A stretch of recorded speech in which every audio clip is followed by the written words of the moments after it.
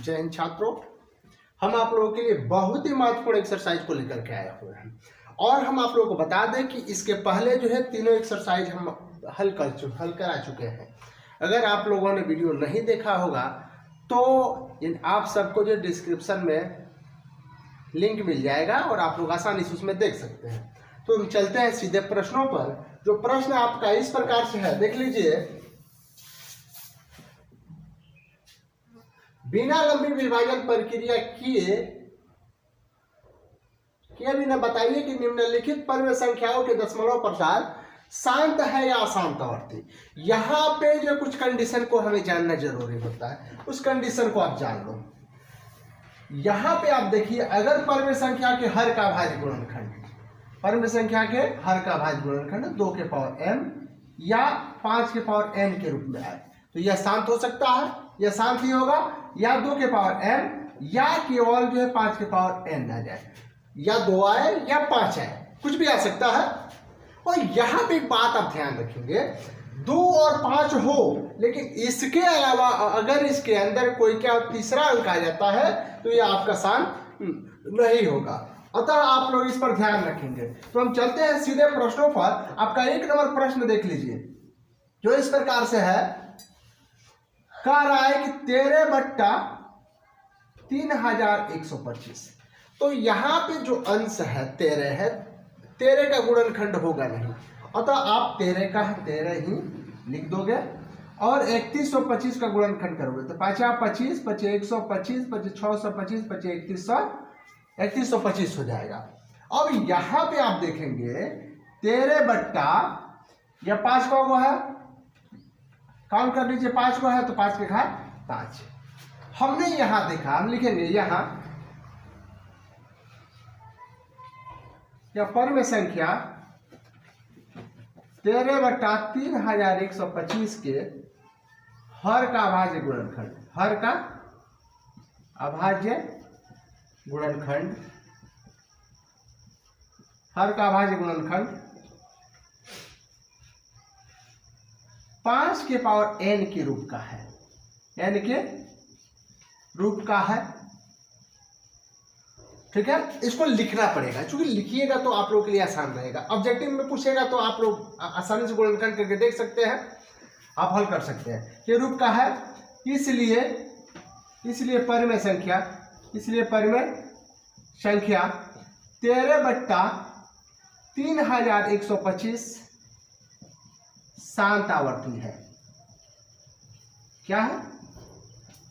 शांत आवर्ती है। ठीक है, आप लोग देख लीजिए। अगला प्रश्न आप समझिए। अगले प्रश्न में कह रहा है, देख लेंगे, 17/8 है। आप लोगों को दूसरे प्रश्न में जो यहां पे दिखाना है वो क्या है? 17/8 है, 17/8। तो यहां पे आप देख रहे हैं जो अंश है यह 17 है, इसका गुणनखंड नहीं प्राप्त होगा। अगर गुणनखंड प्राप्त होता तो हम कर लेते, लेकिन जब गुणनखंड प्राप्त होगा ही नहीं तो समझिए गुणनखंड क्यों करेंगे, उसकी आवश्यकता हमें नहीं होगी। बट्टा में 8 है, आप लिख लो 17 बट्टा, अब देखो 8 का गुणनखंड करो, 2 दूनी 4, 4 दूनी 8, यानी 17 बट्टा, अब 2 यहाँ पे लिख लीजिए, 2 3 को आ गया। हमने अभी रूल में समझाया था कि अगर मान लीजिए हर के अभाज्य गुणनखंड 2 या 5 आता है तो आपका परिमेय संख्या शांत होगा। तो यहां पर ये भी आपका क्या हो जाएगा, चूंकि लिखेंगे परिमेय संख्या के हर का अभाज्य गुणनखंड, हर का संख्या के हर का अभाज्य गुणनखंड,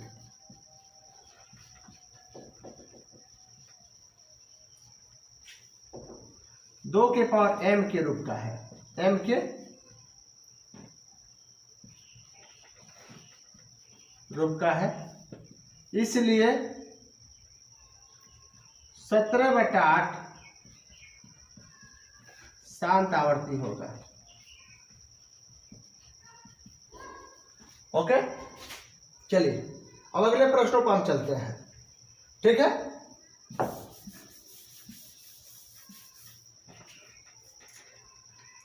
यहाँ पे आप देख लेंगे जो दिया हुआ है 3 नंबर प्रश्न है 64/455।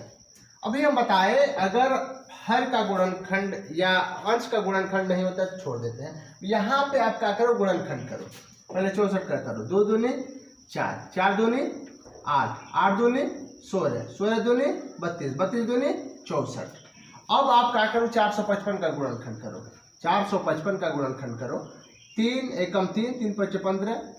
यहाँ पे आप ध्यान रखेंगे, इसको कटा लीजिए 5 से, 5 9 45, 5 एकम 5, 7 से 13 7 91 और 13 एकम 13, 5 13 और 7। यहाँ पे आप एक बात ध्यान रखेंगे, हमें हर के अभाज्य गुणनखंड के रूप में 2 5 दोनों हो सकता है, या 5 ले लीजिए या 2 ले लीजिए। अगर 2 और 5 के अलावा अगर कोई अभाज्य गुणनखंड आता है तो परम संख्या कभी भी शांत नहीं होगी। अतः आप लिख सकते हैं क्या है, अशांत है।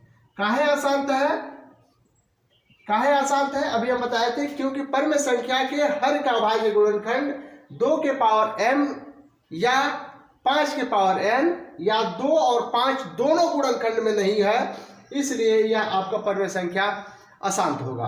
अब यहाँ पे आप लोगों के मन में प्रश्न होगा कि 5 है तो शांत क्यों नहीं है। तो आप एक बात ध्यान रखो, 5 तो है लेकिन 5 के अलावा 13 भी है और 7 भी है। 5 के अलावा अगर इसमें 2 होता तो शांत हो जाता। यहाँ पे 5 के अलावा 13 है और 7 है, इसलिए यह परम संख्या शांत नहीं होगी। अगले प्रश्नों पर हम चलते हैं जो इस प्रकार से है, देख लीजिए आप लोग।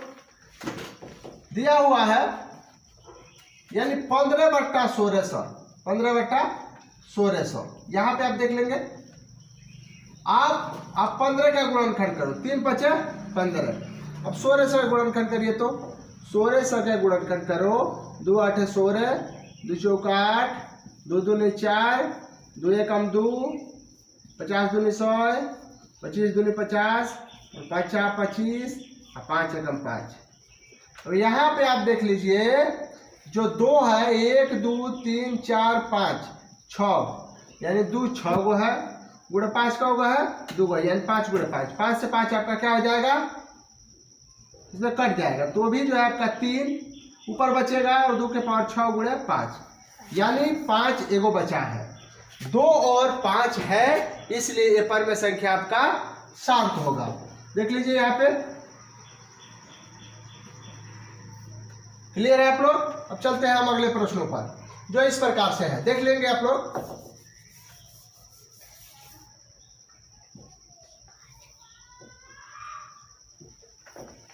उनतीस बट्टा आपका क्या है, 343। 29 बट्टा क्या है, 343 है।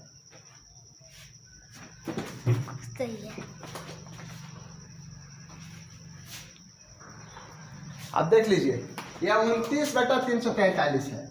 29 का तो गुणनखंड होगा नहीं, उसके बाद 343 का गुणनखंड करिए, 7 7 49, 49 7 49 7 343, यानी 29/7 आपका 3 गो है।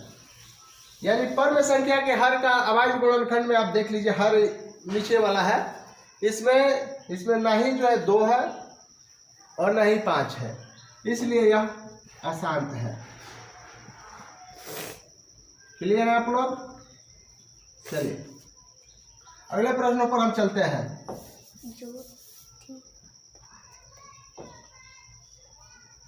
23/2 के पावर 3 और 5 के पावर 2। यहाँ आप देखिए नियमित रूप से स्पष्टता, यहाँ पे हर का जो अभाज्य गुणनखंड है